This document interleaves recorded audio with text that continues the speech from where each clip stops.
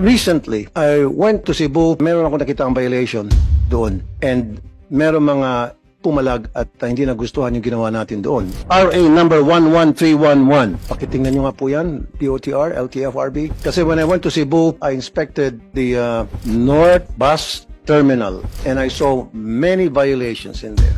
Ang una ko agad na puna ay yung toilet. At nakita ko, nagpapabayad sila doon sa toilet na yun. At meron tayong batas na nagsasabing hindi dapat dito po sa RA number 11311. Particularly Section 5 and Section 7. Reading Republic Act number 11311, Section 5 states that prohibition on collection of fees to access sanitary facilities. It shall be unlawful to collect fees from passengers for the use of regular sanitary facilities therein. For the purpose of this act, the concerned passenger must show the paid bus ticket for the day in order to avail of the free use of sanitary facilities, provided, however, that the provision of this act shall not apply to separate, well-appointed, or deluxe sanitary facilities that are operated solely for commercial purposes and for the convenience of passengers who require and prefer such facilities within land transport terminals, stations, stops, rest areas, and RoRo terminals. So what it means is, dapat hindi maningil. Pero, doon sa provision na yon, pwede sila maningil pag maglagay sila ng another facility, meaning CR, of premium service na in-offer. Halimbawa, CR na may aircon, papabayaran mo yan kasi premium service yan eh. Pero dapat meron ding CR na libre. So therefore, yung sa Cebu, may violation yon. Do you agree, DOTR? Yes, sir, Your Honor. Very good.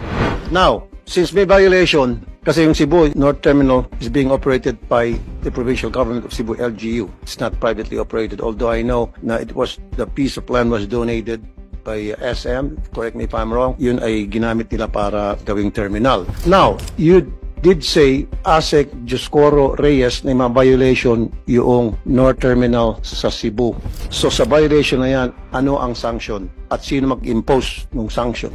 May I read Section 7 po, sir. Go ahead po, sir. Section 7 penalty. A. Any owner, operator, or administrator of the land transport terminals, stations, stops, rest areas, and RoRo terminals who does not comply with the standards for sanitary facilities under Section 4 of this Act shall be liable for a fine in the amount of 5,000 pesos for each day of violation. Letter B. Any owner, operator, or administrator of land transport terminals, stations, stops, rest areas, and RoRo terminals who violates the prohibition under Section 5 of this Act shall be liable for a fine in the amount of 5,000 pesos for each day of violation. So maliwanag na may violation yung North Terminal sa Cebu, and that terminal is being operated by the LGU. So they are considered administrator and operator. Now, sabi mo merong fine, daily fine, 5,000, etc. So, sino ang magpapa-implement at para ma-impose na yung fine at makolekta yung fine? At kung bibilangin mga violations, yung terminal na yun, gaano katagal nagsisingil ng CR? For that finding, sir, we have directed the Regional Director of Region 7 to issue a show cause order for the findings that the Senator found out during his inspection. And they will be having a hearing for that, sir. And then after that, if they will find a violation on the accreditation of all the terminals, they will be given that penalty, sir, of 5,000 pesos. 5,000 pesos per day. Yes, sir. Now, paano kung nagmatigas yung LGU? I think, sir, we have to communicate that with the ILG. Exactly. The DILG may write a letter to the concerned LGU. Then if that letter remain unanswered by the LGU, the DILG may initiate filing of the formal charges with the concerned LGU to the Ombudsman. And what will be the charges? In relation to local government code, Mr. Chair, there is a gross neglect of duty that may be filed with the concerned LGU. Now, isa pang violation, nakita ko when I was there, ang daming electric fan doon sa terminal. Hindi ko mabilang kung 10 ba or more. Not a single one ay gumagana.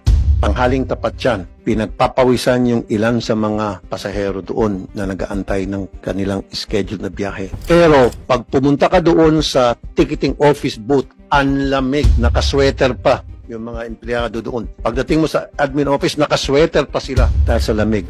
Pero mismong terminal, walang gumaganang electric fan ni isa. At ang sabi sa amin, gumagana lang daw yung pagsagabi. So parang The passengers are being shortchanged. They're paying the right amount for the plete, kung tawagin doon sa Cebu. And yet, hindi sila provide ng good service. Pero binago na nila and I thank the provincial government of Cebu dahil natinag din pala kayo at ginawa niyo yung gusto kong mangyari. LTFRB, magkano ang binabayad ng bawat bus na nagpa-park sa North Terminal, each parking and each arrival and annual membership for the public to know? Para malaman namang Cebuano. Sir, I'll have to find out, sir. I'll just check it with the regional director of Region 7. Ito yung nakuha ng data. 12,000 monthly fee for each bus unit. 250 terminal fee sa bawat parking. 75 pesos na naman pagdating. Tatlong taga. And yet, free CR, hindi nyo kayo may provide. Dadalawa lamang ang puskat na nga, bulok pa. Kawawa naman yung porter. Unsa naman ni Bay, sulti ng porter sa ako. Ano ako makapaghanap buhay nito? Walang gulong. Sabi ko isa, meron 3 gulong. Pero yung isang gulong, patid, useless. Again, sana pupunta yung binabayad ng mga bus company and hindi nyo kaya? Pushcart lang? Magsabi lang kayo sa akin, magdodonate ako ng pushcart sa inyo. Yung pushcart ginagamit yan para sa mga senior citizen, yung mga meron mabibigat kargamento. At para magkaroon hanap buhay din yung porter. Wala. So, ang ginagawa ng porter, buhat-buhat lang sa likod. Meron bang violation din doon sa electric fan, sa tingin nyo, LTFRB? Kasi sa Section 4 ng RA 11311, in the absence of natural ventilation, dapat na may ventilation. Mechanical ventilation with airflow from a clean area. So, in this case, walang electric fan. Kaya lang, ginawa na ng paraan na may electric fan na. So, hindi natin pwedeng habulin yon. I'm just being clear. Pero in case, kapag merong pang ibang mga bus terminal na operated and ang administrator ay ang LGU. So you can go after them using this section 4, 5, and 7. Tama? Okay. Ngayon, sinong ignorante? Balikan natin kung paano pinalagan ni Senator Idol ang patutsada sa kanya ng isang local government official sa Cebu na ignorante raw siya sa batas matapos niyang sitihin ang pagpapabayad sa mga pasahero para magamit ang public restroom sa Cebu North Bus Terminal. Binigyan din ni Senator Tulfo na maliwanag na labag ito sa Republic Act 11311 na nagbabawal sa pangungulekta ng anumang bayad para gumamit ng nasabing sanitary facility maliban na lang kung mayroong libreng pasilidad at ang kailangan bayaran ay isang premium service CR bukod pa sa free access facility na bukas sa publiko. Panoorin ang buong pagtalakay ni Idol sa isyong ito. Office lang po tayo. Pero ang personnel po kasi umaabot lang po ng at the most 20, Your Honor, kasama na po yung director po doon. Okay. So nagiging random lang po.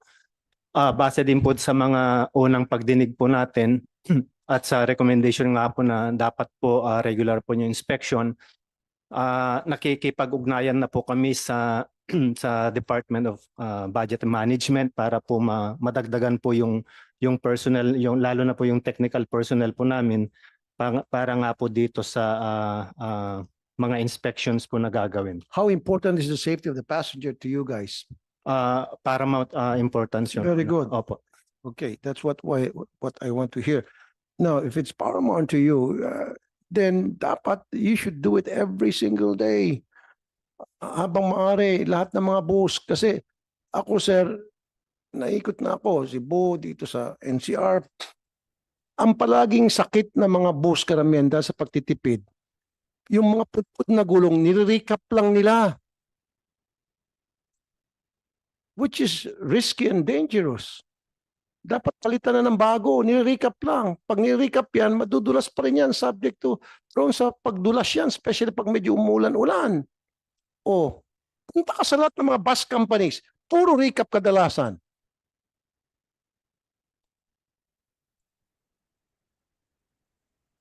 At saka hindi lang, pag putput ng gulong, pwedeng sumabog yan. Ilan ng mga disgrasya ng mga bus nangyari in the past at ang dahilan ay sapagkat yung gulong ay kalbo.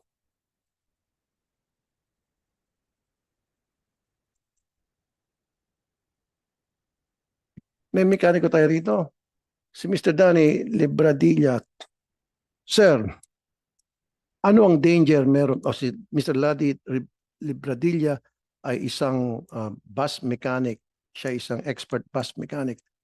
Sir Danny, ano yung danger, yung risk sa isang bus na kalbo na ang gulong. Po, sir. Pag ano na sobrang overspeeding na, puputok talaga diretso yan pag kalbo na yung gulong. At saka yung gulong, kailangan 3 months papalitan na pag mababaw na yung groove. Okay. At saka pag ang gulong na may defective, yung gulong kahit brand new sir, mayroong defective, nagka-crack sa gilid, Palitan na yon. palitan na yon. Eh, ang ginagawa nila, recap. Tama ba yun? Ni-recap pa nila yung mga kalbong Yung gulong? iba sir, yung nire-recap na gulong, yung nylon. Hmm. Pero yung steel ply, hindi na marirecap yun. Hindi, pero tama lang ba yun? Ay, hindi Lumang-luma pwede. na yung gulong, para makatipid, nag-recap. Hindi na pwede yun sir kasi yung ano niya, yung mga sinulid niya sa loob sa nylon, wala na yun, napudpud na yun eh. Putol-putol na yun. Sasabog talaga pag recap. Ayan. LTFRB. Huwag nyo kasing gamitin ng dahilan na short-handed kayo or short staff. Don't use that as a reason because you're short staff. We're talking of lives of hundreds and hundreds of, para sa akin parang ano to tumatakbong kabaong sa kalye. Anytime pwede mag-trigger ng disgrasya.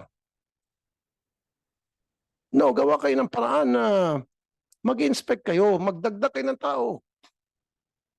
Kung kinakailangan yung OIC o yung director mismo ng office nyo, kung ako nagagawa ko senador ako, partida pa all the way from Manila. O bakit yung mga tao mo? O bakit yung mga tao mo? Nung pumunta ako doon sa Cebu, yung tao nyo doon, pirma ng pirma. O, puro pirma ng dokumento. Siguro, kaya sarap na sarap siya pumirma, siyempre. Merong ano doon. Kaya, gigil na gigil sa pirma ng pirma. Sabi niya, pirma lang ako dito. O. May nagpapagana sa kanyang pumirma at alam niyo na po siguro yon. Of course,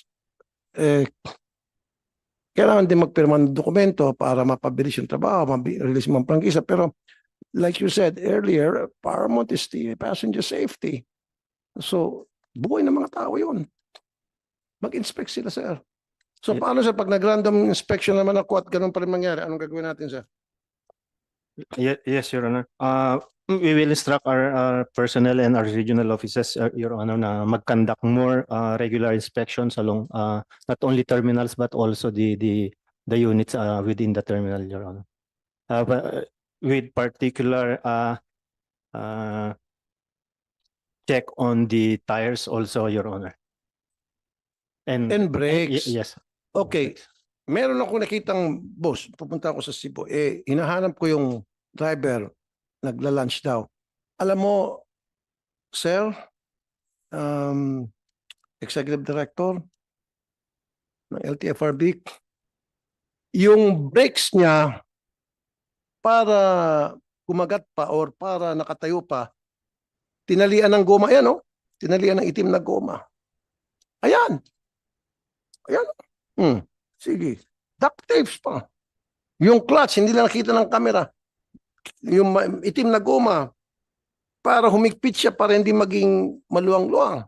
Ayan, bubulok-bulok, pinayagan niyo pa rin magbiyahe. Anytime madidiskrasya na yan. O, ba't pinapayagan yan? At everyday raw, nagbibiyahe ang bus na yan. Every single day. O kung nag-inspect yung mga tao ninyo, dapat yan, junkyard na yan. O, yung mekaniko, Sir Danny, bilang isang mekaniko, anong tingin mo sa bus na ito? Tingnan mo yung brake niya, hindi, may goma yun yung itim na goma, para mag-hold pa. Pati sa clutch, may goma. Tapos yung mga wirings pa, nakausli-usli. Kayo po bilang isang magaling mekaniko, ano sa tingin niyo sa bus na ito, sir? Sa maintenance po yan po, sir. Ang maintenance, hindi nila tinitingnan araw-araw kung anong diferensya ng bus. Hindi, maintenance, sir. Ito ba kung ikaw ang driver, imamaneho mo pa rin ba ito at isasakay mo bang pamilya mo rito? Kunyari, ikaw mayroon sa sakyan na ito. Mamaneho mo ba ito tapos sakay lahat ng buong pamilya mo? Hindi na, sir. Hindi ko na isasakay yun. Bakit hindi mo na isasakay? Delikado na po yan, sir. Kasi bakit tinatalian na lang? LTFRB. Tanungin kita, sir, ikaw ba, kunyari, sasakyan mo yan, mag-excursion ka ba kasama lahat ng buong pamilya mo, kasama pang lola, lolo mo, auntie, uncle, o kaya mo? Siyempre, Your Honor, hindi po. Kaya Exactly. nag-agree po ako sa observation na dapat po hindi na po sana tumakbo po ito. At we will instruct po yung ating regional office to get a follow-up on that inspection that you have made, Your Honor. Andyan si Mr. Eduardo Montialto Jr., yung Regional Director ng LTFRB Cebu. Sige. Pero bago niyan, nakita niya fire extinguisher. Sir, Luma rin nga rin po, Your sa Honor. tingin mo, yan ba'y gagana pa? Hindi na. Malamang po expired na po, Your Honor. Malamang, baka mas matanda pa sa iyo yan. Baka hindi ka pa pinapanganak, nandyan na yan. Tingnan mo, sir. Oh. At hindi lang yan, sir. Na-observe ko sa lahat ng mga bus, hindi lang sa probinsya, kundi maging sa Maynila, ang tanging may fire extinguisher lang ay yung driver, tabi ng driver, at yung merong glass breaker na para sa emergency exit sa mga windows, sa driver lahat. Yung pasahero, sa mga bandang ng pasahero, wala. So pag nagkaroon ng aberya, ang mabubuhay lang, masasalbat, makakatakas, yung driver sa konduktor, yung mga pasahero, bahala na sila sa buhay nila. Which is mali. Ba, sir?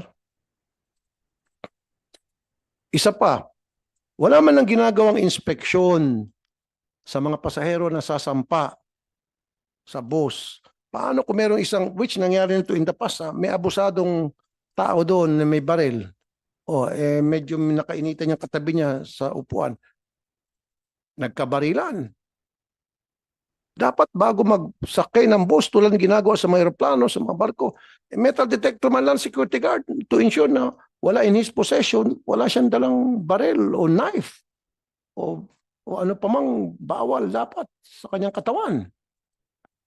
Agree po ako, Mr. Chair.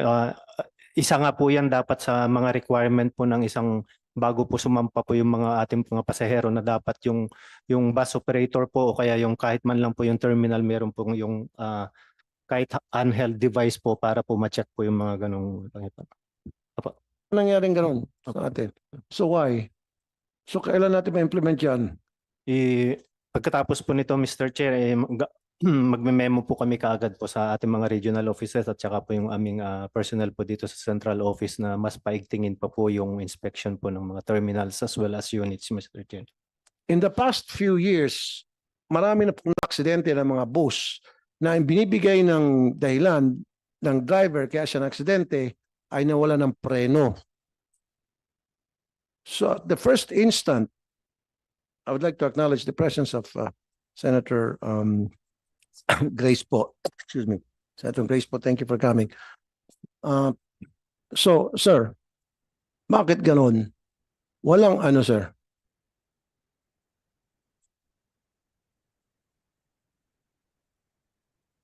Patungkol naman po, Mr. Chair, sa mga preno po,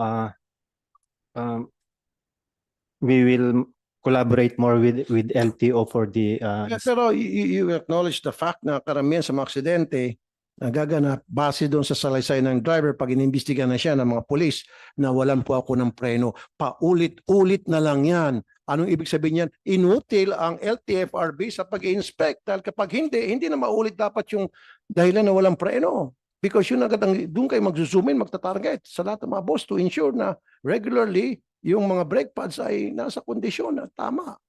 Gumagana. That means na wala kayong kadala-dala.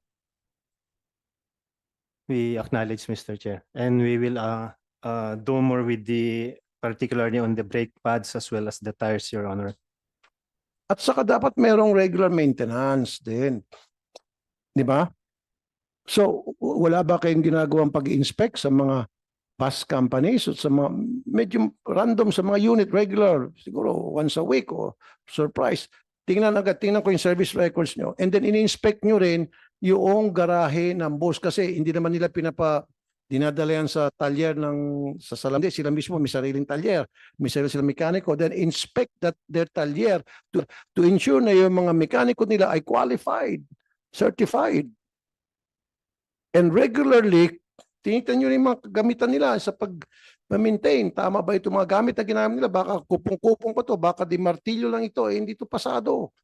Di ba? And then you look at the papers of each and every bus unit not to ensure na they were inspected properly and they're roadworthy. Hindi yung parang tumatakbo mga kabaong dyan sa kalye. Yes, Your Honor. We take note of that. For central office po, Your Honor, we do at least twice a week random inspections among the terminals within Metro Manila, Your Honor. And the observations that you have pointed, Your Honor, we will add them into the checklist that we have been doing during the inspections, Your Honor. Okay, ito, bus maintenance checklist. Check hangin sa gulong. Yung hangin din. O, kasi pag sobrang hangin, di ba, mekaniko, Mr. Danny, pag sobrang yung hindi balance yung hangin ng gulong, tapos mabilis ang takbo, Oo. mainit, anong nangyari sa gulong? Pumuputok sir kami kasi kumikiskis yun sa dalawang gulong, magkiskisan pag walang hangin. Walang hangin yung isa. Kikiskis yun, puputok. Kaya nga. Iinit. At mind you, Executive Director, maraming aksidente na nangyari sa mga bus dahil pumutok yung gulong. O, tapos nag-overloading pa. Talagang sasabog ang gulong. Tapos yung gulong, pudpud na nga, nirecap lang. So dapat may regular maintenance kayo. O yung hangin ng gulong, brake fluid, steering oil, tubig, radiator, o battery, signal light, stoplight, etc. So maasahan ko po kayo niyan. Yes, Your Honor. We will proactively do the inspections, Your Honor. Okay, medyo pagod na ako. Buti nandito si Senator Grace po. Senator Grace, meron kang, hindi, meron pa akong mga sasabihin, pero pagbigyan kita, meron kang mga gustong sabihin, open.